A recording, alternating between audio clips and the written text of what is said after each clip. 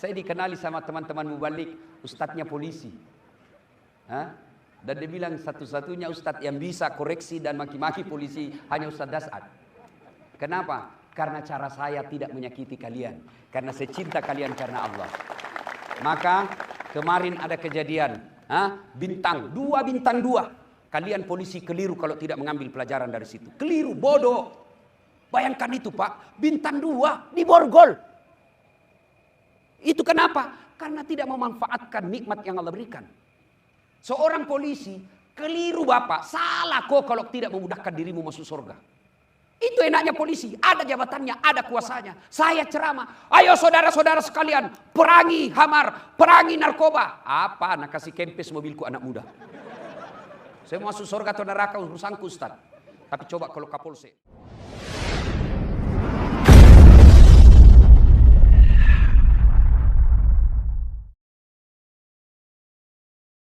Innallaha wa malaikatahu yusalluna 'alan nabi.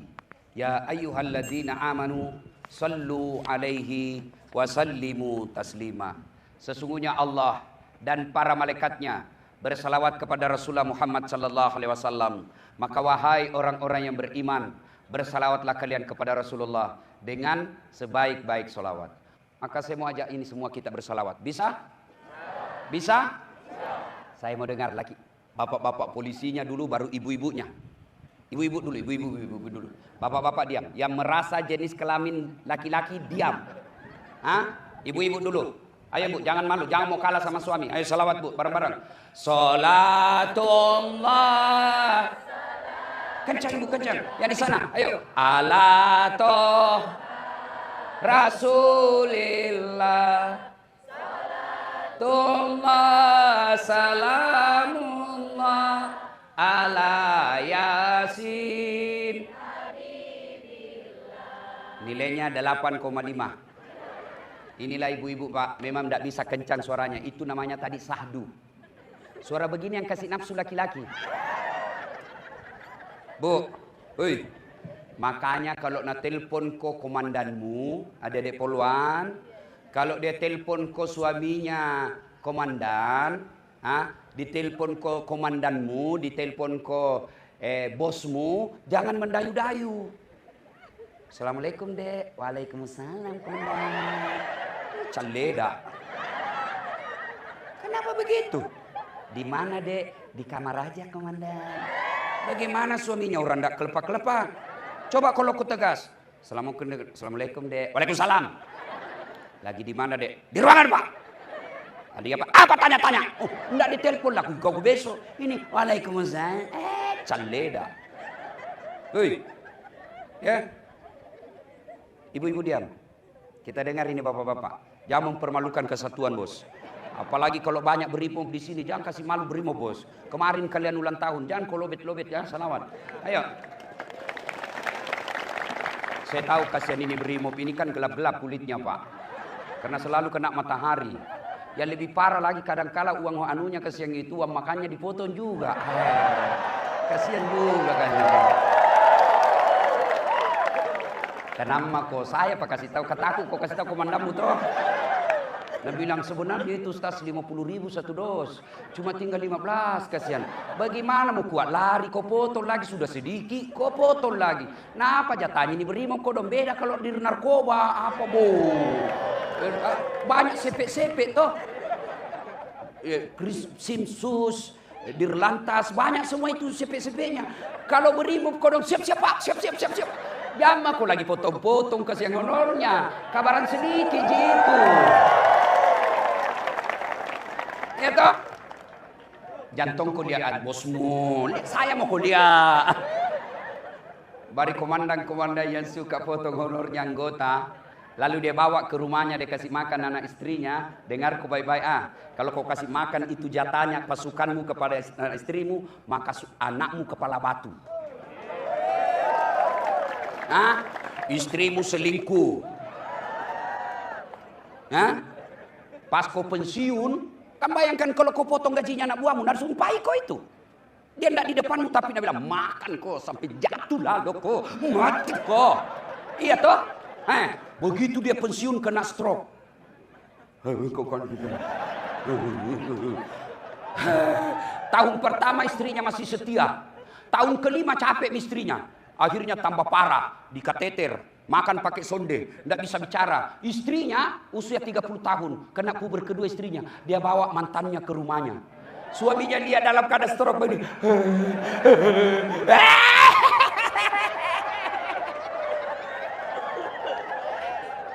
Yaudah bos, ini gaspol atau rem-rem? Gaspol atau rem-rem? Kau bilang enggak? Kau bilang memang enggak? Jangan kau marah. Jadi, ayo, ibu-ibu diam, bapak-bapak lagi. Ayo, sholawat bareng-bareng Pak. Sholatullah, salam, keras, ala Rasulillah, sholatullah, salamullah, ala Yasin. Masya Allah, nilainya 9,5. Diam kau semua, diam kau. Kita dengar ini lagi komandan-komandan. Ya apa lagi kita kerja ini? Pak Wakapolda dengan PJU. Cocok nih PJU. Ya kita dengar, kita. Ayo. Diam kau, diam. Lihat memang kau semua. Ayo, Jenderal, kita pimpin ini semua kombes-kombes dan teman-temannya.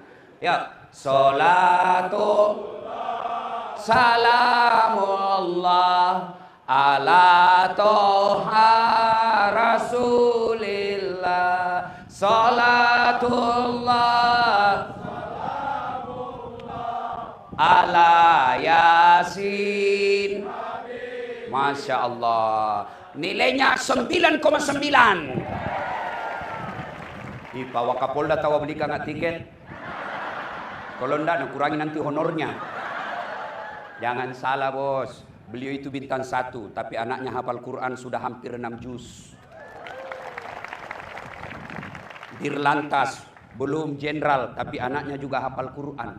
Kau berada penipu. Apa? Karena semua mau tahu. Oke. Ibu bapak, saudara-saudara sekalian yang saya hormati. Nabi pernah bersabda, dalam dirimu terdapat segumpal daging. Ada juga ulama menerjemahkan segumpal darah. Dalam dirimu semua nih, ibu bapak semua nih, saya juga. Terdapat segumpal daging.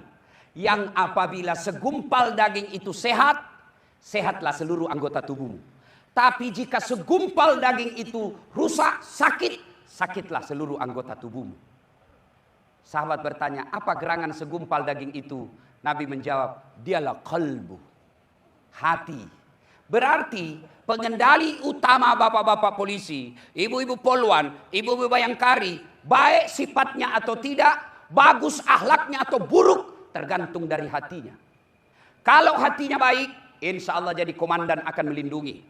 Kalau hatinya sehat, tutur katanya bagus, kehadirannya dirindukan orang. Tapi kalau hatinya sakit, pangkat jabatannya tinggi, tapi tidak ada orang di sekelilingnya yang senang.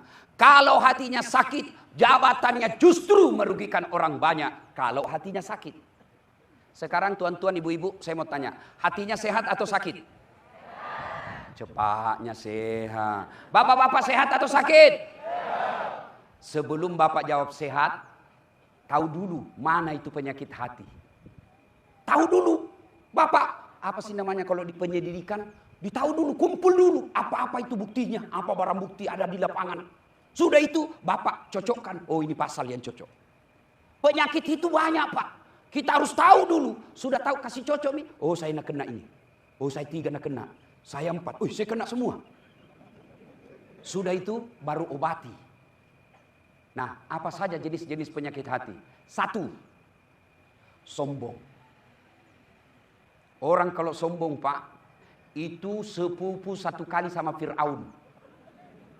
Jeleknya itu sifat sombong, sehingga Allah mengharamkan Fir'aun masuk surga. Bayangkan, Allah haramkan Fir'aun masuk surga. Bukan karena dia rakyat jelata, bukan karena dia goblok, bukan karena dia jelek, bukan karena dia miskin. Tapi dia tinggi pangkatnya, cakep, kaya, pengusaha, penguasa, tergabung semua. Lalu dia sombong. Akhirnya apa? Allah laknat dia, haram masuk surga, abadi dalam neraka.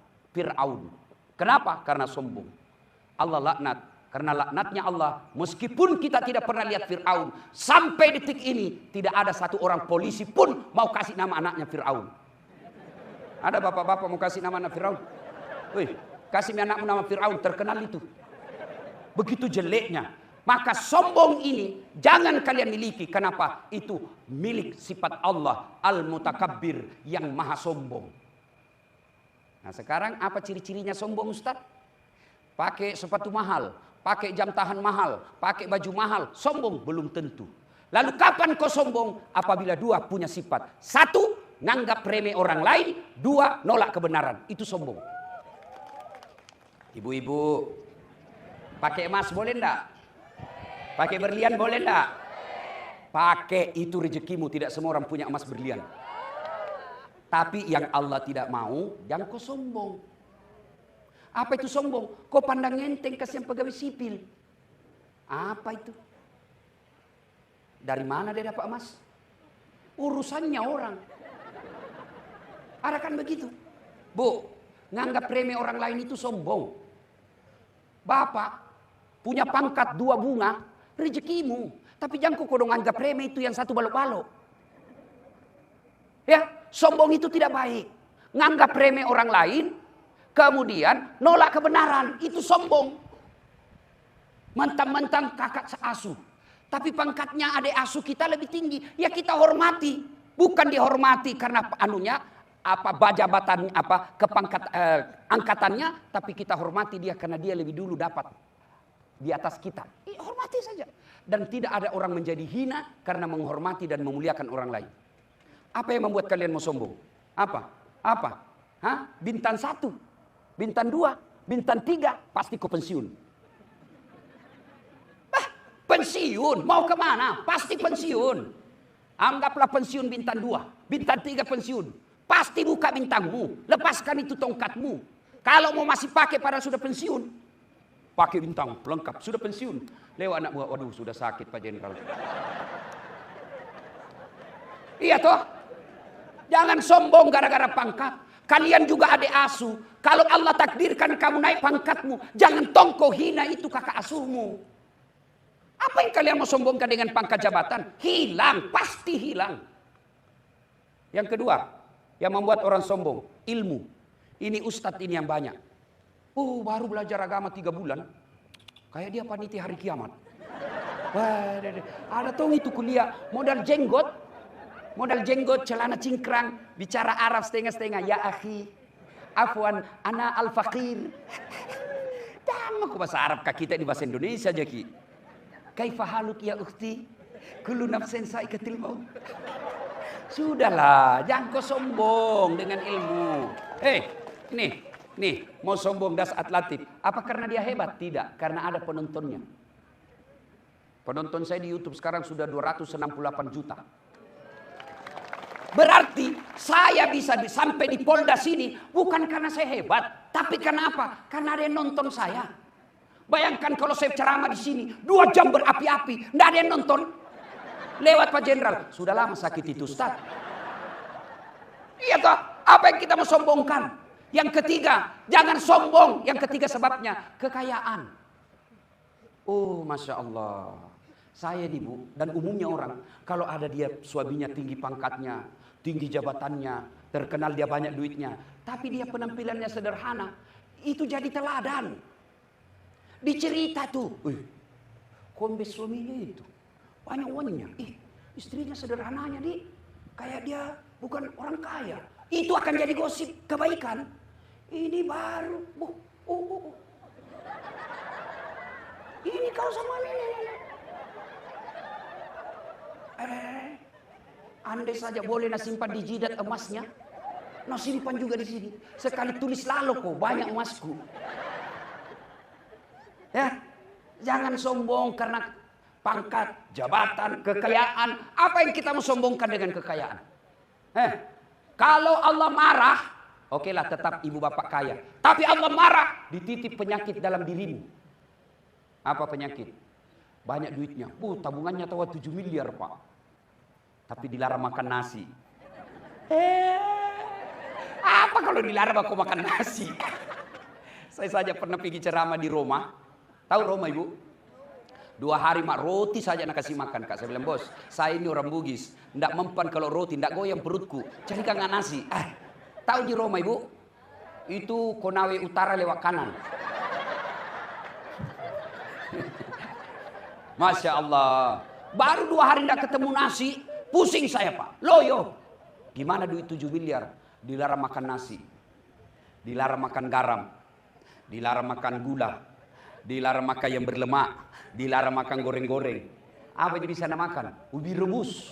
Itu pun yang warna ungu. Apa? Hah? Begitu dia ke dokter, apa kata dokter? Bapak ini selama dinas tidak pernah kena sinar matahari. Maka mulai besok Bapak kelilinglah di komplek Pak. Mulai jam 8 sampai kira-kira jam setengah 10. Bapak berjemur ya. Jalan-jalan. Jangan pakai topi Pak. Jangan pakai baju. Pakai celana pendek saja Pak. Supaya kena semua matahari. Dia jalanlah Pak mulai jam 8. Nggak pakai baju, pakai celana pendek, nggak pakai sendal. Jalan dia berkeringat. Apa bedanya sama gembel? Iya toh? Jadi jangan sombong. Makin kaya, makin tinggi jabatan, makin cerdas. Tawadu, rendah hati. Itulah yang dicintai oleh Allah Subhanahu wa ta'ala. Allahu Akbar. Ciri-ciri orang sombong, suka pamer-pamer. Itu disebut hedon. Bu, nenek. Pakai tas. Orang cerita-cerita dia, iya ada kucing. Iya, mirip-mirip singa di. Kau tahu saya pernah ke Singapura. Nah kasih baku sambung lagi tuh kucing dengan Singapura. Sudah itu udah kasih baku sambung itu langsung angkat tasnya. Ini tasku di Singapura ini dibeli. Kalau kau ndak bisa aku beli, suamimu baru beradab. Ini kelakuannya semua ini. Biar giginya nakawak juga. Tuh itu istri polisi nakawak giginya. Apalagi karena dikawak giginya, napasa dirinya senyum. Beleng-beleng. Sudah itu, nah kasih lagi matanya soft lens warna biru. Nah aku tahu ya kau sekampung jaki dulu. Pakai tongi biru biasa makola. Dia kasih lagi tuh alisnya tebal sekali yang panjang. Tak buka alisnya di pengantin bingung mako. Bagaimana caranya dipasang lagi? Akhirnya apa? Panjang sebelah. Untuk apa pakai begituan?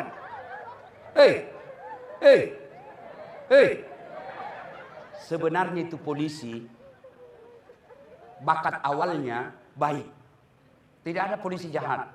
Tidak mungkin dia bisa lulus polisi kalau jahat. Kenapa? Ada psikotes toh? Iya. Cuma setelah dia lama-lama polisi dapat istri hedon. Magaya. Baru istrinya bergaulnya sama pengusaha. Mau nak kasih sama gelannya sama gelang pengusaha. Nah suamimu 7 juta gajinya cilaka.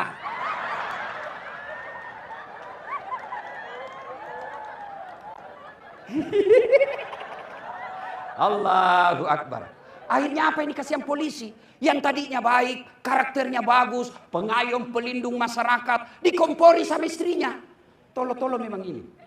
Masa kau sudah kawak? Tidak ada. Itu baru jadi polisi 2 tahun. Gelang istrinya kepala sepeda. Itu anak buahmu itu. Cincinnya basahnya. Kamu ini kepala bodoh ini. Bayangkan suaminya dia bilang bodoh-bodoh. Domo ini bodoh memang tuh. Kalau saya kau kasih begitu. Ku ganti kau cilaka. Ada di sini takut sama istrinya? Jujur sama kau saja. Mana ada polisi tidak takut sama istrinya? Nah bilang temanku yang polisi, sebenarnya kita ini Ustaz tidak takut sama istri. Cuma ini istri ada masalah sedikit-sedikit melapor di istrinya komandan. Baru komandan juga takut sama istrinya. Hancurlah kita ini Ustaz. Pak dengar. Selama permintaan istrimu masih rasional dan tidak cenderung menghalalkan segala cara, ikuti. Karena itu istrimu, tanggung jawabmu. Tapi kalau permintaannya sudah melanggar aturan sampai membuat kamu menghalalkan segala cara, evaluasi. Lapor mako dipropos. Apakah namanya itu yang parisa polisi? Pak, saya ini kasihan mau jadi polisi yang baik. Tapi istriku ini kasihan suka teror saya. tolong carikan saya jalan keluar, komandan. Dia bilang, komandan, sama masalah tak ini, bos.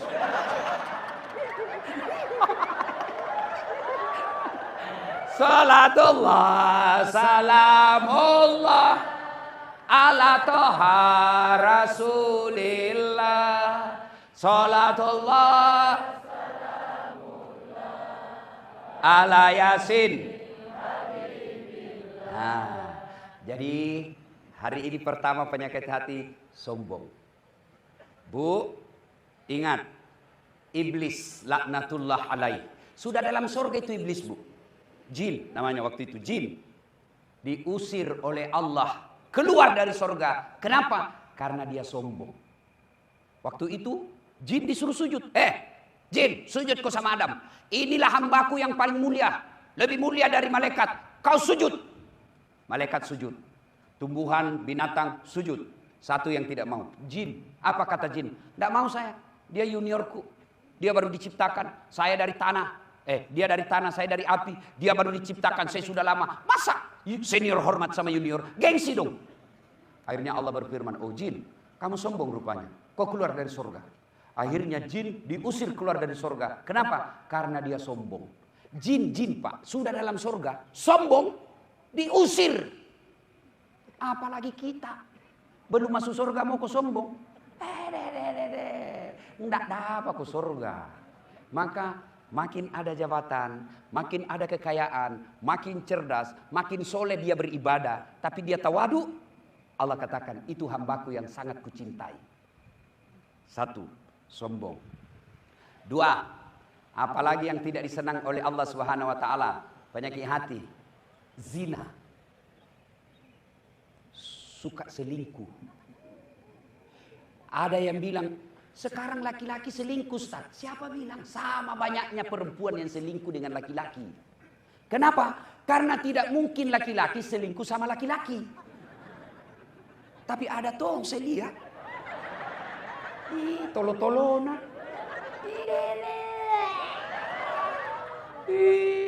Bu. Kenapa ada laki-laki selingkuh? Karena istrinya tidak sanggup hadir di hatinya. Lihat kepala batuna ini. Tidak mau memang tuh dikasih tahu ini semua. Langsung suaminya saya nak kasih salah. Mau kau tahu, bu? Itu laki-laki tergantung suami istri. Kalau istrinya baik, tidak mungkin dia macam-macam. Ya? Tapi bagaimana suamimu mau hadir, kamu bisa hadir di hatinya kalau kau kasar? Datang suamimu kau tidak hormati. Mau makan, cerewet sekali ini laki-laki, sedikit lagi gajimu. Jangan kau ketawa, saya serius ini. Coba kalau kau datang, kau tahu suamimu mau pulang jam 5 sore, dia capek tadi latihan, tadi dia kerja keras kasihan. Jam 5 dia mau datang, sebelum jam 5 kau sudah dandan. Cantik-cantik kau. Begitu datang suamimu kau sambut, Assalamualaikum kakandaku Arjunaku. Ini dia boleh nonton ini, kepala batu memang ini. Sampai masuk, Masya Allah, duduk suamimu, kau bukakan sepatunya. Nggak ada toh. Nggak pernah kau kasih begitu toh. Pantas fisiknya suamimu kau kuasai, hatinya sama perempuan lain. Kenapa kau bela kau bos? Dengar ibu. Coba kalau pulang suamimu, kamu sopan bicara, kau telepon dia kalau mau pulang, bang, mau makan apa hari ini? Saya suka itu nasi gorengmu sayang. Tenang maki bang, jangan makan di luar. Hari ini saya masak spesial buat abang. Lihat kepala batunya ini semua. La ilaha illallah.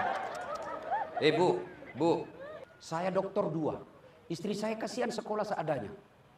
Tapi sepertinya dia bisa sakit, tidak bisa kekhianati. Meskipun banyak janda-janda yang curhat. Bu, banyak janda curhat sama saya, bu. Kirim-kirim stiker aneh-aneh. Tapi selalu saya bilang, ada bidadari di rumahku. Belum masuk azan subuh, sudah ada di atas sajadah mengaji sampai jam 6. Apa? Pernah kau begitu?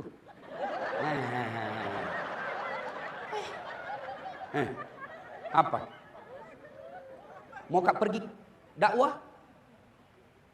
Tidak pernah selama saya 10 tahun beristri dengan dia, tidak pernah saya keluar rumah tanpa dia antar saya sampai di atas mobil.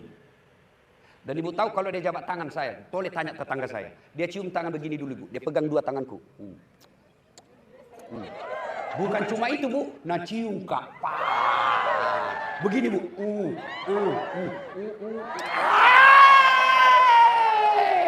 Sudah itu, Bu. Nah pelukkan lagi baru nak kasih begini dadaku. Ustaz, ridhoi saya.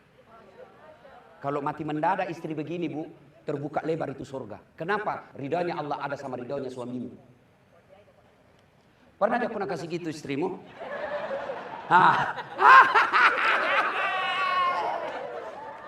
Masya Allah. Bu, apa susahnya kau bukakan itu sepatunya suamimu? Ya kau ketawa, saya serius ini. Kau mau surga atau kau masuk neraka? Bu, serius kah ini? Dengarkan ini. Biar kau sembahyang, tahajud kau tiap malam, ngaji kau tiap hari, tapi kasar kau sama suamimu. Dengar hadis Nabi. 4 tipe perempuan haram masuk surga. Haram dia masuk surga. 1 di antaranya, istri yang kasar sama suaminya. Bukan saya bilang terserah kamu, sudah mau kasih tahu. Ada memang tong itu istri kasar sekali mulutnya. Datang suaminya tidak pernah baik-baik. Coba kalau datang suamimu, Assalamualaikum kakandaku Arjunaku. Sudah itu kau bukakan sepatunya, Allah tersenyum kepadamu. Tapi awalnya itu pasti berat. Kenapa? Karena setan goda kau. Jangko. Pernah itu salah. Pernah itu, kau ingat WhatsAppnya dulu itu yang ada lope-lopenya? Itu setan goda kau. Jangko, sedikit lagi gajinya. Setan, kenapa? Karena setan tidak gelidah kalau kau masuk surga. Bu, itu perempuan jauh lebih gampang masuk surga dari laki-laki. 4 aja syaratnya kata Nabi. Kalian perempuan, kalau kau masuk surga kata Nabi, 4 aja syaratnya. Tidak ada hadis jaminan bagi laki-laki. 1, kau sholat. Saya yakin ibu-ibu pasti sholat. Yang kedua, puasa Ramadan. Pasti ibu puasa. Yang ketiga, dia jaga harga dirinya. Ini salah satu caranya pakai jilbab. Itu menjaga harga diri. Dan yang keempat, ini agak berat. Dia patuhi perintah suaminya. Ini nih, kau lawan suamimu. Lawan aku suamimu. Sudah jelek rumahmu. Gajimu sedikit suamimu. Bertengkar terus. Di dunia kau sudah menderita, apalagi di akhirat. Karena tong itu kuliah Bayangkari sama suaminya tidak pernah akur. Sumber gosip saja di komplek. Di asrama dia aja dicerita. Kalau bertengkar. Tiap hari bertengkar. Hamil lagi. Ini ya Bu, maka kalau mau suamimu tidak selingkuh, hadir di hatinya. Gimana cara hadir di hatinya? Jangan kasar ngomong. Datang mertuamu hormati. Di mana maki Bu? Di bandara kan. Ditunggu Bu saya apa jemput ki. Jangan kau kirim sopir, jangan kau kirim Grab. Kamu yang jemput.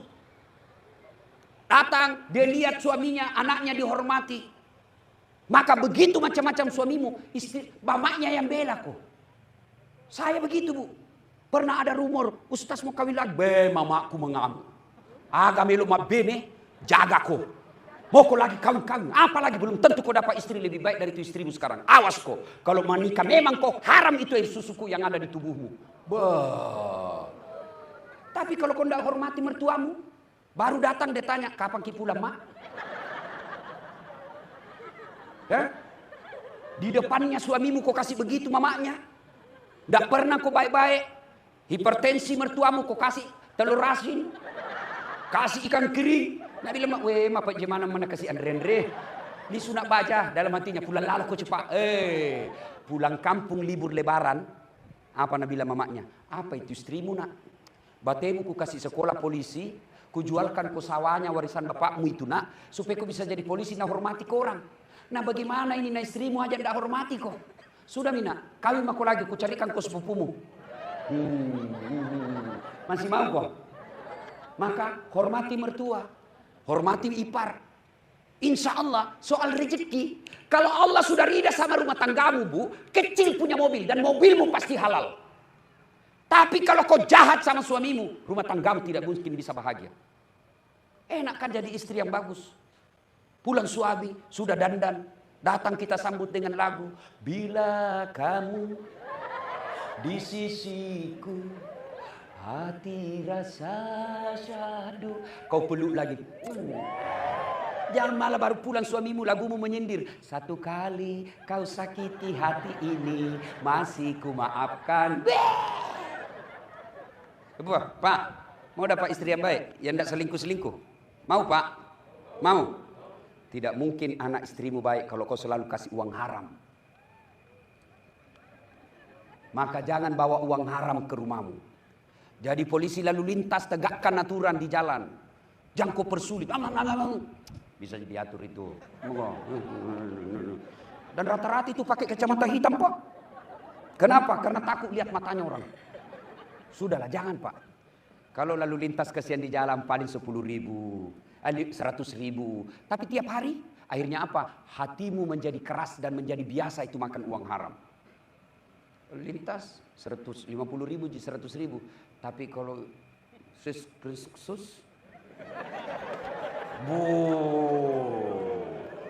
hati-hati. Jadi mau punya istri yang baik, jangan pernah bawa uang haram ke rumah. Maka istri yang baik, begitu datang suamimu, kau tanya dulu, Pak, kenapa ini menjadi 10 juta? Biasanya cuma 9.500.000. Dari mana ini 500? Halal tidak?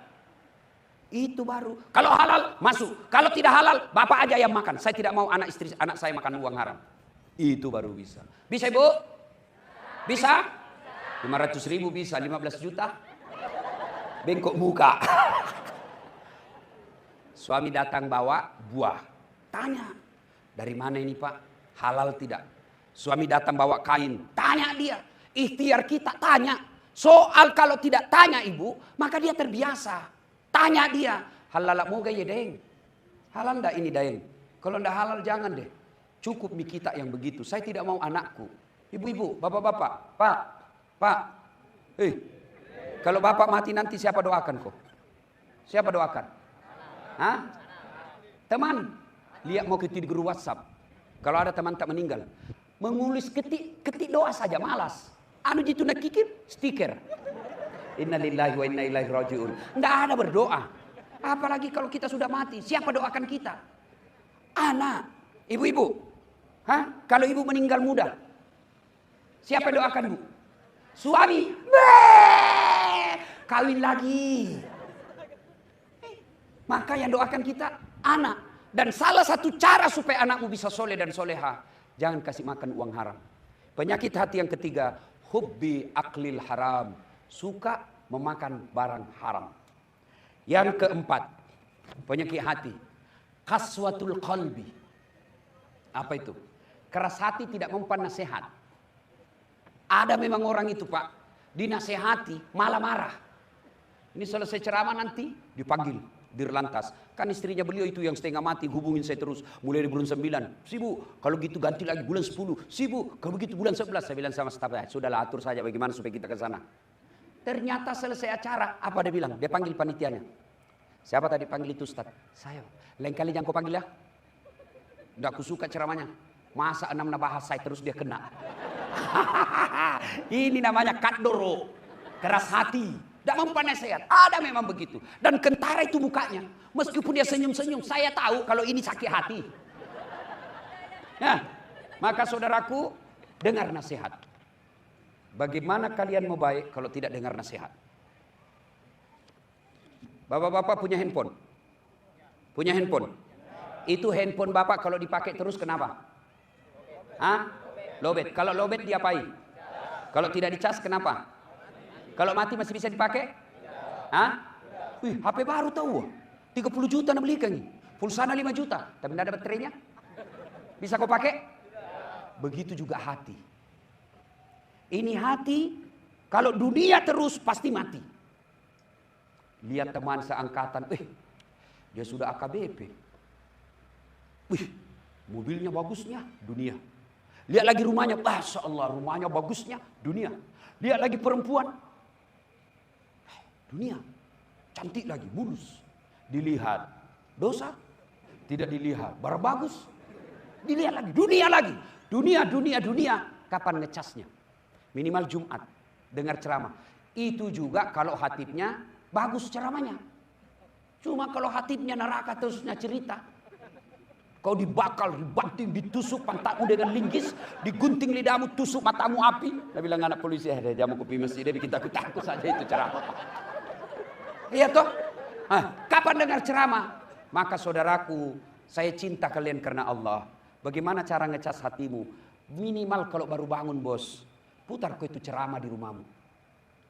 Yang berdiri dan ceramah saat ini Pak, saya tidak pernah pondok pesantren. Tidak pernah Pak.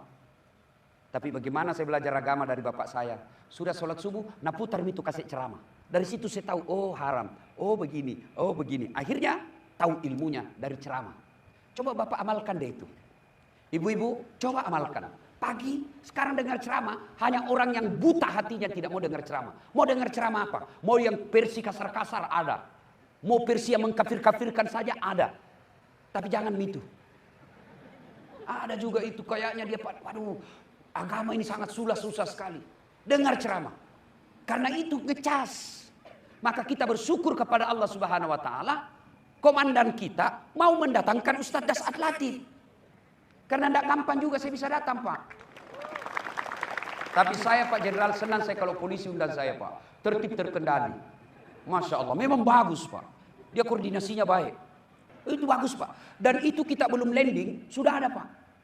Hotelnya juga bagus. Penjemputan aman terkendali. Saya dikenali sama teman-teman mubalik, ustadznya polisi.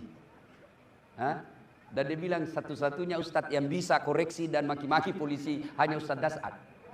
Kenapa? Karena cara saya tidak menyakiti kalian. Karena saya cinta kalian karena Allah. Maka kemarin ada kejadian. Bintang 2. Kalian polisi keliru kalau tidak mengambil pelajaran dari situ. Keliru, bodoh. Bayangkan itu Pak. Bintang 2 diborgol. Itu kenapa? Karena tidak memanfaatkan nikmat yang Allah berikan. Seorang polisi keliru Bapak. Salah kok kalau tidak memudahkan dirimu masuk surga. Itu enaknya polisi, ada jabatannya, ada kuasanya. Saya ceramah, ayo saudara-saudara sekalian, perangi hamar, perangi narkoba. Apa? Nak kasih kempes mobilku anak muda. Saya mau masuk surga atau neraka urusanku Ustaz. Tapi coba kalau Kapolres, tak, rahasia, selesai itu minuman hamar Pak. Saya ceramah, ayo saudara-saudara sekalian, mari sholat berjamaah. Yang datang cuma 2, itu pun sudah muka sakaratil maut. Tapi coba kalau Pak Waris datang ke masjid sholat berjamaah. Assalamualaikum warahmatullahi. Assalamualaikum warahmatullahi. Tengok-tengok ke belakang. Mana di Dir Samapta? Sudah 4 kali saya berjamaah di sini. Tidak pernah juga saya lihat datang-datang jamaah. Ajudan langsung tempel. Pak Dir, dicari ke Pak Wakapolra. Besok belum azan sudah ada dia di dalam Pak. Itulah enaknya punya kekuasaan. Maka keliru seorang polisi kalau tidak memudahkan kalian masuk surga. Ya. Kalaupun ulama masuk surga, masih ngantri Pak. Ulama Sulawesi Tenggara masuk surga. 4.000 ulama di sini Pak, masih ngantri dia lama. Tapi begitu malaikat berkata, Wakapolda Sulawesi Tenggara masuk surga. Tidak perlu antri Pak, sendiri. Kenapa? Sendiri Pak jadi Wakapolda di sini. Maka teman-teman jangan memaknai ini sebagai menyakiti kalian. Tapi inilah bentuk wujud Das'ad Latif mencintai polisi Republik Indonesia. Saya bilang teman-teman mubalik, keliru kok kalau polisi kau musuhi dalam dakwah. Bagaimana ceritanya? Kita bisa ceramah, kumpul jamaah karena dapat izin dari polisi. Biar kau sudah kumpul 5.000, polisi tidak keluarkan izinnya, tidak bisa kau ceramah. Iya kan? Tapi kalau kau berteman dengan polisi, kita bermitra namanya, berkolaborasi. Mana bisa ceramah Ustadz kalau rusuh? Dan siapa yang menciptakan ketenangan? Polisi. Maka kalian menjaga ketenangan itu sesungguhnya demi Allah dan Rasulnya. Kalian menjaga keamanan itu adalah jihad fisabilillah. Jangan memaknai jihad itu hanya datang ke Timur Tengah. Bodoh itu kalau kita mau perang negaranya orang. Lebih kau jaga negaramu. Itulah jihad. Mana bisa ada saat ceramah kalau sudah rusuh? Saudara-saudara sekalian, marilah market memanjatkan puji syukur. Mana bisa kita ceramah Pak?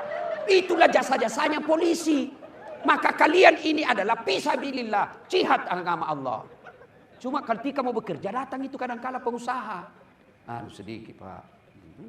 Gampang. Ini Pak Guru salah. Maka disitulah pentingnya Anda punya nomor ustadz. Tadi Pak Waka ngomong begini. Seorang punya jabatan, punya kuasa, punya pangkat, punya pasukan, memang harus punya ustadz yang bisa nasihati. Karena kalau tidak ada ustadz yang bisa nasihati Bapak, bahaya Pak. Bayangkan, bintang 2, punya pasukan, punya jaringan, punya uang. Siapa yang bisa lawan? Tapi ingat, kalau orang sudah zolim, Allah yang pasti turun tangan. Kalau saya berzina, Allah tunggu saya tobat. Kenapa? Rusaknya cuma 1. Tapi kalau dia punya kuasa, rusaknya bukan 1, tapi bisa jadi 1 negara rusak. Contoh, kalau imam berjamaah, kentut imam, pasti kacau 1 masjid. Wih, metuk ko imam. Iya toh, langsung kacau sholat. Tapi kalau cuma makmum yang salah kentut sendiri, paling dia keluar orang bilang, 1 aja yang keluar dari saf. Tapi kalau imamnya hancur, imam kalian adalah polisi Republik Indonesia. Kalian itu imam. Maka manfaatkan, karena tidak semua yang daftar jadi imam di polisi, menjadi polisi semua lulus. Anda ingat semua kan? Ratusan orang kalian singkirkan untuk kalian 1 orang diterima. Maka syukuri dengan cara apa? Jadilah polisi yang presisi. Pak, serius kah ini bos? Hah? Itu ada sahabat Nabi pernah dicium tangannya. Bayangkan kalau Nabi cium tangan tak? Kita ajak ketemu dengan ulama besar, kita cium tangannya bangga Pak. Kalau perlu foto-foto. Ini Nabi yang cium tangannya. Dan ini bukan sahabat hebat, bukan sahabat utama seperti Ali, Umar, Utsman. Namanya Mu'adz bin Jabal. Jabat tangan Nabi. Nabi bilang, dalam hatinya, keras betul tangannya ini, kasar. Kan kentara itu, tangan jenderal dengan security. Iya toh, halus. Tangan orang kaya dengan orang miskin kan kentara. Nabi jabat tangan. Kasarnya tangannya ini orang. Nabi tanya, Mu'adz, kenapa ini tanganmu kasar begini? Ya Rasulullah, saya ini kasihan penjual batu. Saya ambil batu besar di gunung, saya potong kecil-kecil, lalu saya buang, saya jual di pasar. Makanya kasar tanganku. Lalu Nabi mengambil tangannya Mu'adz dan menciumnya. Ya Mu'adz, inilah tanganmu yang menghalangimu disentuh oleh api neraka. Karena kamu cari nafkah. Itu Mu'adz cari nafkah hanya untuk 1 orang keluarganya. 1 orang keluarganya. Bapak cari nafkah. Selain untuk keluarga, juga untuk menertibkan rakyat Indonesia. Bapak lebih banyak kerjanya daripada kami ini mubalik. Maka manfaatkan dengan cara apa? Lillahi ta'ala. Kerja lillahi ta'ala. Jangan mau kau cari muka sama komandanmu. Kadang itu polisi setengah mati cari muka sama komandan. Ya Pak, coba. Santai mako bos. Ini komandan 2 tahun mutasi lagi. Hilang lagi sandaranmu. Nah biar komandanmu suka kok, kalau istrinya tidak suka kok, tidak jalan juga urusanmu. Apalagi kalau Nabi bilang saya tidak suka itu anggotamu. Pokoknya bagaimana caranya supaya hilang itu anggota. Tidak mau kalian hancur mako. Panggil saya mutasi kau dulu deh. Apa kesalahannya ini sama istri kau tidak suka sekali. Daripada kau capek cari muka sama manusia, mending kau jadi polisi yang baik. Biar Allah yang ngurus kau punya masa depan. Kalau Allah yang mau urus kau, kecil bos jadi apa? Kecil. Nah saudaraku Bapak Ibu yang saya muliakan, banyak lagi yang mau disampaikan, tapi waktu yang terbatas. Ya, terakhir. Terus. Kok kira tukang parkir? Terus, ustaz ini tukang parkir. Pak, ada 1 orang polisi masuk masjid. Wih, zikirnya bagus. Berjam-jam berzikir. Ngaji, berdoa. Polisi pertama. Polisi kedua, dia masuk dalam masjid. Sholat wajib, sholat sunnah 2 rakaat. Berdoa singkat, zikirnya seadanya. Lalu dia keluar. Dia ngatur lalu lintas. Dia atur supaya mobil tidak macet. Supaya ustadz bisa lancar pergi ceramah. Ada mobil masyarakat mogok, dia bantu perbaiki, dia dorong. Ada lagi orang bertengkar, dia damaikan lagi. Mana polisi yang baik ini? Yang mana? Kata Nabi, yang baik, yang sederhana doanya, zikirnya seadanya, tapi dia ada manfaat buat orang lain. Khairun nas anfa'uhum linnas. Sebaik-baik manusia di antara kalian yang paling banyak manfaatnya buat orang lain. Maka bapak-bapak polisi, jadilah manfaat. Selain bermanfaat kedinasan, juga harus bapak punya kepekaan sosial dalam lingkungan masyarakat. Jangan menjadi apatis, jangan menjadi antisosial, jangan menjadi egois. Datang. Ibu dorong suamimu. Kalau dia sudah buka bajunya, lalu dia menjadi masyarakat sipil biasa, sampaikan, Pak, datang kita berjamaah di masjid. Siapa tahu kasihan ada masalahnya itu panitia, sehingga lama sekali tidak jadi masjidnya. Tolong datang, jadi di situ. Ternyata setelah datang ada masalah. Ini ada bapak polisi, mungkin bapak bisa bantu. Akhirnya selesai masalahnya di situ karena bapak ikut tangan, ikut campur membantu. Inilah yang disebut khairun nas anfa'uhum linnas. Sebaik-baik manusia di antara kalian yang paling banyak manfaatnya buat orang lain. Ibu bapak saudara-saudara sekalian, banyak yang ingin kita sampaikan, tapi waktu yang terbatas. Tadi MC berpantun, saya juga mau berpantun. Dari mana datangnya cinta? Dari Facebook turun ke WhatsApp. Saya ulang, bilang cakep. Ya. Dari mana datangnya cinta? Dari Facebook turun ke WA. Dari mana datangnya kecewa? Setelah ketemu ternyata berbeda. Nah itu kan cantik-cantik di Instagramnya, ternyata kamera 360. Mulus, hancur asli.